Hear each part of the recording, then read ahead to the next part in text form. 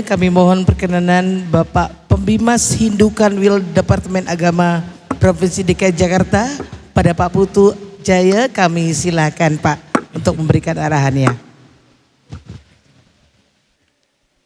Kepada yang titiang muliakan ide pinandite lanang istri, yang terhormat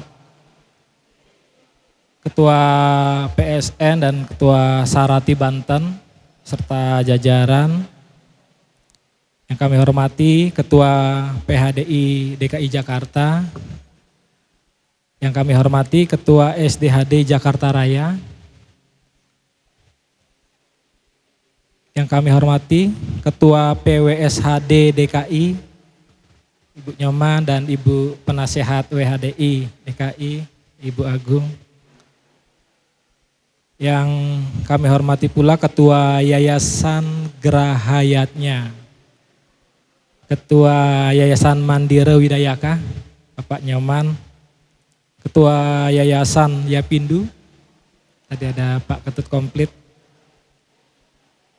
Ketua Lembaga Keagamaan Wilayah DKI Jakarta, Ketua yang kami hormati Ketua Panitia Karya Agung dan Pujewali ke-32 Bapak Dr. Nyoman, yang kami hormati Ketua Panitia Konsolidasi PHDI SDKI dalam peningkatan umat Bapak Gede Sukedane, yang kami hormati para manggala, Ketua PHDI Wilayah, Ketua SDHD Wilayah sejak Jaban, Ibu-ibu WHDI, Ibu-ibu Sarati Banten yang turut hadir juga meramaikan forum pada siang hari ini, serta Bapak Ibu yang hadir, terutama panitia yang luar biasa, ada Mbok Desi dan jajarannya. Tepuk tangan untuk panitia. Luar biasa sudah menyiapkan kegiatan ini dengan sangat baik. Oke, kami awali dengan panganjali Om Swastiastu. Sebelumnya kami ingin disclaimer dulu bahwa apa yang kami sampaikan seperti yang Ketua Haji tadi sampaikan juga bukan bermaksud menggurui, tapi kami hanya sharing mungkin berdasar pengalaman selama kami bertugas sebagai pembimas. Dan tadi Bapak Ketua SDHD Jakarta Raya serta Ketua PHDI DKI Jakarta sudah menyampaikan secara filosofi dan juga dinamika yang ada di keumatan. Mungkin Bapak Ibu pernah mendengar dari yang pernah disampaikan oleh manggala kita bahwa di DKI ini konsep pembinaannya itu adalah tripartit. Jadi kalau di Parisade itu manacikanya, yaitu yang membuat Bisame, yang menjadi landasan bagi Bimas dan juga SDHD. Kemudian di Bimas dari Bisame itu menjadi dasar kita untuk membuat regulasi. Jadi segala regulasi yang diterbitkan dari pemerintah terkait dengan pembinaan agama itu menjadi tugas dan fungsi kami. Kemudian SDHD Jakarta Raya yaitu yang mempunyai umat yang mengeksekusi di lapangan segala aktivitas kegiatan pembinaan. Dan tadi Pak Madi sempat menyampaikan bahwa fenomenanya memang banyak keragaman terkait kita melakukan yatnya, terkait kita melaksanakan ritual.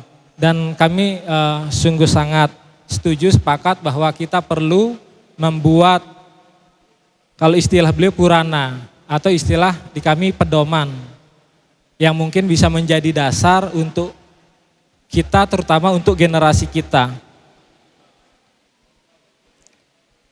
Jadi kami pada kegiatan yang dilaksanakan oleh Parisade sekitar 2 minggu lagi loh, itu aja nggih, waktu di Rawamangun, kegiatan pembinaan Pinandite, saat acara pembukaan kami sempat berdiskusi dengan Ide Pandita Putra Paseban dan juga Ketua PSN DKI. Jadi waktu kegiatan ngayah ada beberapa umat yang menyampaikan langsung kepada kami bahwa bebantenan di wilayah DKI masih kadang kita temui keberagaman. Keberagaman itu tidak salah karena Hindu dasar kita membuat Banten Satyam, Siwam, Sundaram. Dasarnya benar bahwa yang kita laksanakan itu benar dan juga suci. Jadi harus sukle, jangan yang kotor, dan juga terakhir adalah keindahan. Nah, dasar keindahan itu yang membuat kita berkreasi, membuat Banten menjadi lebih beragam. Bahkan di Bali sendiri, Bali Utara, Bali Selatan, Bantennya beda. Jangankan di sana, di Jakarta juga masih kita temukan keberagaman. Tetapi para manggala kita mulai menyadari bahwa kalau di kalangan generasi Bapak Ibu sekarang mungkin masih memaklumi banyak keberagaman. Tetapi kalau itu ditemukan oleh para generasi muda kita, mungkin saya bisa jelaskan dikit.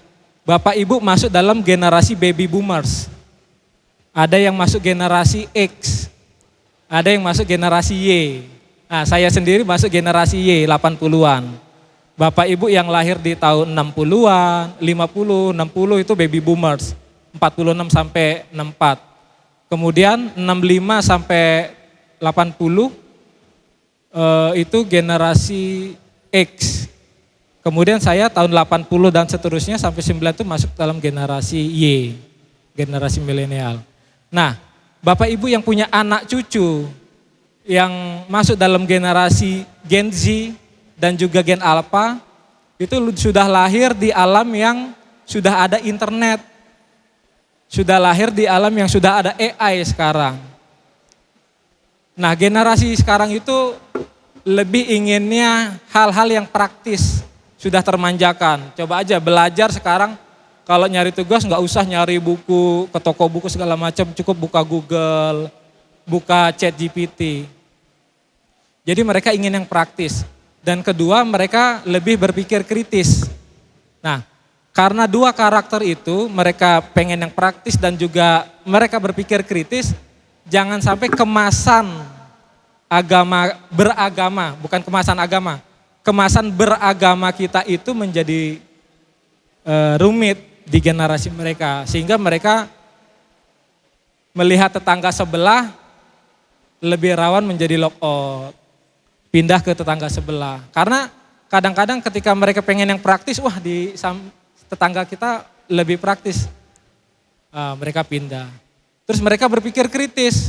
Pertanyaan-pertanyaan segala macam yang diutarakan, kenapa Mbak Banten begini, kenapa begitu. Kalau mereka tidak menemukan jawaban, tetapi di tetangga sebelah lebih mudah menemukan jawaban, mereka juga lebih rawan. Jadi generasi sekarang itu sudah harus kita pikirkan.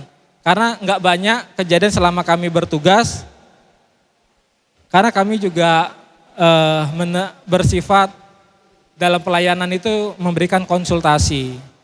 Jadi banyak juga para umat kita yang punya menantu, yang ada menantunya yang seorang darmika, kemudian ada juga yang anaknya barusan pindah, mereka curhat ke kami.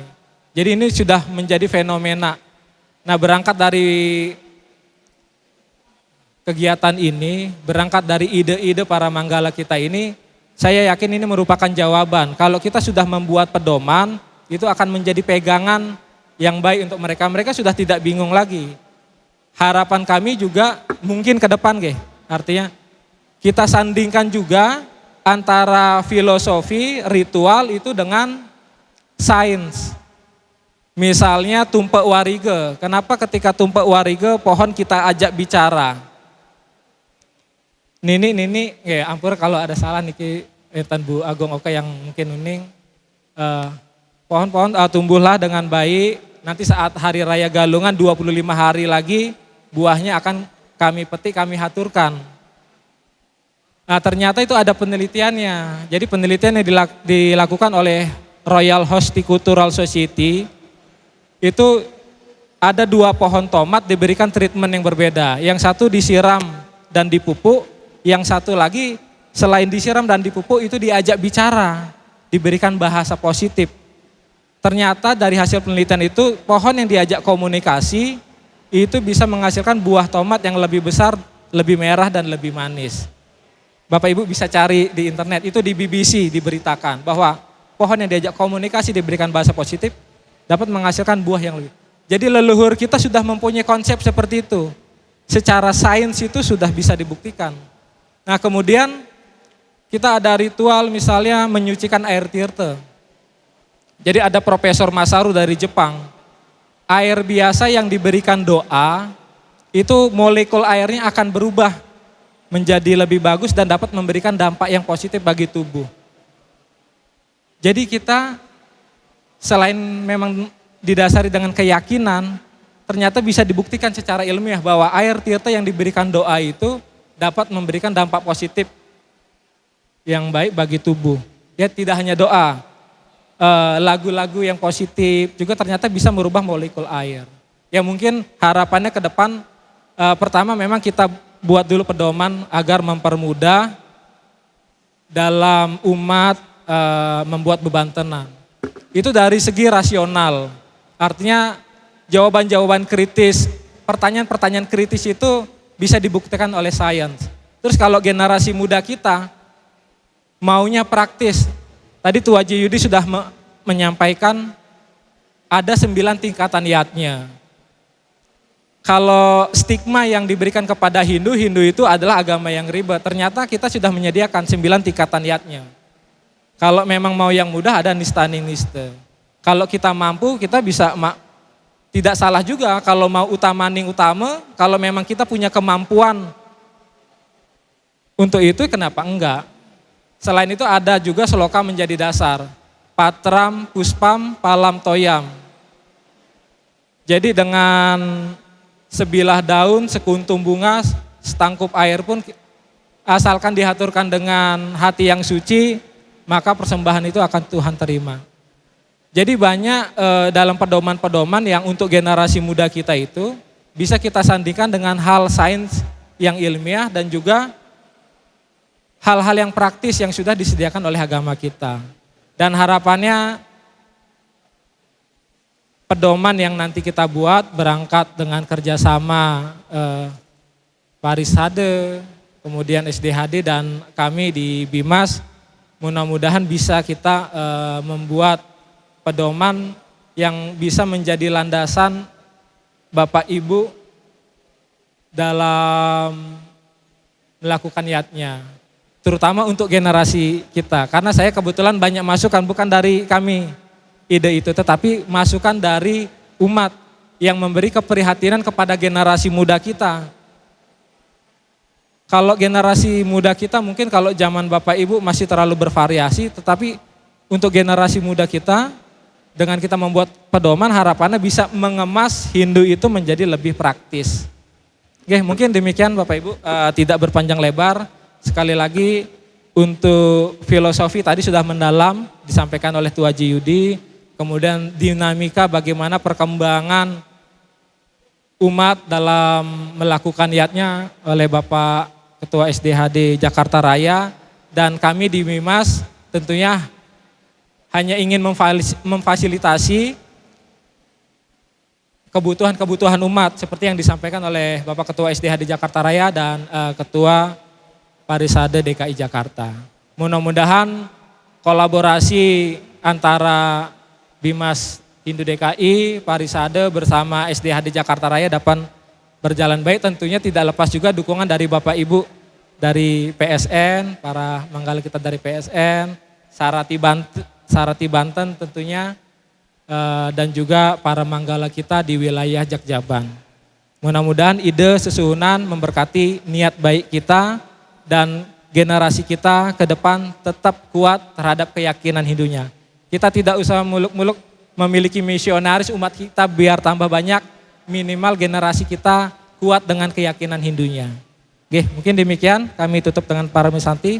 Om